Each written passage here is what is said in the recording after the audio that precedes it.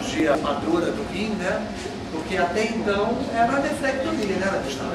Era a nefrectomia. E como foi falado aí pela Cristina, a qualidade de vida é péssima quando você faz uma nefrectomia e depois fica dependente de diálise se for fazer outra, né? Então o Gustavo vai falar um pouco dessa experiência aí dele, espero que vocês aproveitem. Boa tarde. Boa tarde. Eu fico muito contente, realmente, está muito tempo já. O Zé falou, a gente estava começando a estudar isso no Rio já há algum tempo, quando para a gente também não era tão fácil assim lidar com essas coisas. O Daniel já falou uma outra coisa, que é a falta de informação. Então, realmente, se você pegar na internet, botar no Google, já aparece bastante coisa. Se botar no site médico, o médico não procura no Google, procura no Google Médico. Aí aparece pouca coisa. Geralmente é relato de caso, série de algum bebê no hospital, pouquíssimo. Vou tentar. E você acha muito pouca coisa mesmo na literatura médica de consistência, de revisões sistemáticas, com impacto suficiente. Há uma coisa que todos falaram, a desinformação. Né? As faculdades de medicina não estão preparadas para ensinar a doença genética. Aliás, a grande maioria delas não tem cadeira de oncologia, boa parte não tem genética e a grande maioria não tem nenhum dos dois. Isso no Brasil afora.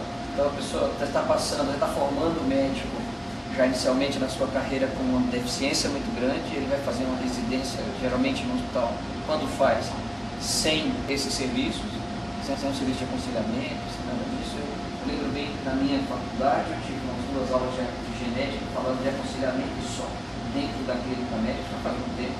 A genética foi péssima. Não, isso foi ontem quase, né? Já não tem tanto tempo assim, vai também dessa forma, mas isso é muito recente. Além de tudo isso, tem assim, a desinformação dos colegas. E hoje é muito comum a gente ouvir algumas frases assim de alguns colegas quando vão rir por menos genética, assim, poxa, o pai não cai 2 vezes no mesmo lugar. Você é muito azarado. São coisas que dói ouvir isso, a gente já não é o primeiro nem o segundo que ouviu isso. Vocês devem ter escutado frases semelhantes no dia a dia de você. Alguém já falou de qualidade de vida, alguém já falou de muitas coisas. Eu confesso que eu tive uma dificuldade muito grande de preparar essa aula. É muito fácil falar de currículo para médicos, né? É muito fácil falar para completamente leigos. Mas é muito difícil falar para vocês que sabem mais do que eu, provavelmente, se não de ler, de vivenciar, de conviver. Vocês aprenderam aquilo que a gente vai falar na pele, na família, no dia a dia. E tem que saber lidar, né? Viver com isso e viver bem, que é o mais importante para isso tudo. Vou falar de tumores de rim. Então eu trouxe aqueles lá mostrando uma estimativa de câncer nos Estados Unidos. Você vê que tumores de rim é frequente. Se a gente for pegar bem entre a 8ª e a 7ª causa, tem 4% dos tumores do homem de incidência, aqui, ó, na 9ª causa mulher, 3%. Então eles estão entre os 10 mais frequentes tumores e é imprescindível e é inimaginável que um tumor tão frequente a gente não saiba as suas nuances. Então, que os urologistas que vão tratar isso, a grande maioria deles, alguns oncologistas, não tenham o conhecimento do câncer renal hereditário, seja ele, porque não se resume só a vomir. É muita coisa também. Se a gente for entre as causas de mortalidade dos Estados Unidos, aqui no finalzinho, a 10ª causa em homens, mulheres um pouco menos, também é menos, mas está logo em seguida se a gente for pegar a estatística completa. Ou seja, ele é muito frequente e ele mata, para a gente não tratar adequadamente no momento certo. E aí surge sempre uma dúvida, né? O carcinoma de células renais familiar, quando suspeitado, existem várias maneiras, vários formatos, se vocês pegarem, vocês vão ter isso, mas pelo menos 2 parentes de primeiro grau, pendentes de 50 anos, tumores múltiplos, bilaterais, síndromes de riscos, todas elas, então tem que pensar. Eu não vou trazer muitas fotos, não é isso que eu acho que a gente vê aqui. Você vê muitos tumores de rim, ou mais de uma pessoa na família, tem que suspeitar, tem que chamar atenção, porque não é von Hippel só. É uma lista de doenças hereditárias que podem estar relacionadas com tumores renais, tá? Inclusive rim, etc, etc. Cabeçando a lista não está por acaso von Hippel lindão, é porque é o que a gente vai pensar mesmo, né? Primeiramente é chamar atenção. Como já falou, é um câncer, é uma doença hereditária, é um síndrome de câncer hereditário, pode estar relacionado também com tumores benignos. E aí tem uma lista grande deles, tem um central, câncer de intestino, saída linfática, saída renais, alguns sintomas. Já falamos todos isso, né? É a primeira causa de câncer de rim hereditário é o von Hippel.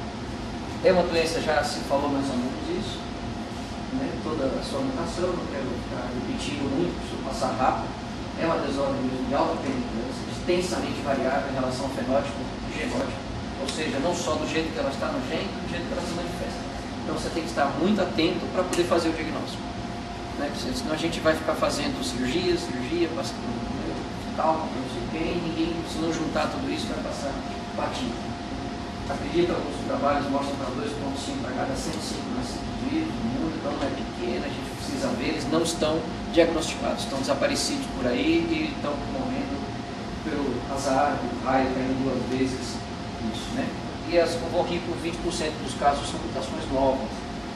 Isso é, tem alta penetrância, 97% das pessoas até os seus 60 anos vão ter alguma manifestação da doença, independente da sua mutação que ele tiver. Tem mais de 200 mutações conhecidas, ou seja, você vai pesquisar a genética, vai sequenciar ou não vai achar exatamente o que tem. Tudo bem, às vezes, se você tiver, você pode achar, existem várias delas, né?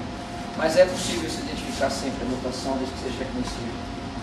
Isso aqui eu botei, tem um monte de coisa, porque eu acho que não sabia quanto que cada um ia trazer um pouquinho disso, mas entre o fenótipo, o paracrito, o início dos sintomas ocorre entre os 18 e 30 anos, geralmente com neuroblastomas, retina ou cerebelar, a primeira manifestação, pode ocorrer em crianças. Quando ocorre, é associado com fotonistroma, neuroblastoma. O sistema nervoso central, em 60% a 80% dos pacientes vão ter isso. Vão ter a infratentorial, como o Daniel já falou, né? 60% dos casos, intraespinal, de 30% a 40% deles, e supratentorial apenas 1%. É muito mais fácil você encontrar baixo da do cérebro para baixo mesmo. São geralmente hemangioblastomas e são, quando múltiplos, eles chamam-se de hemangioblastomatórios. A de retina também é múltiplo bilateral. 50% dos pacientes podem desenvolver em alguma fase da sua vida. A maioria acontece perifericamente, mas pode ocorrer no disco óptico em 15% dos casos. O saco endolinfático, já tiveram suas experiências com ele, tem de 11% dos casos. Cisto de epidídimo, mais da metade dos homens com síndrome vão ter frequentemente bilateral, benigno. O cisto adenoma do ligamento largo, que a gente acredita o seu tumor anexial papilífero, de provável eixo mesonéfrica, é extremamente raro, mas está aí.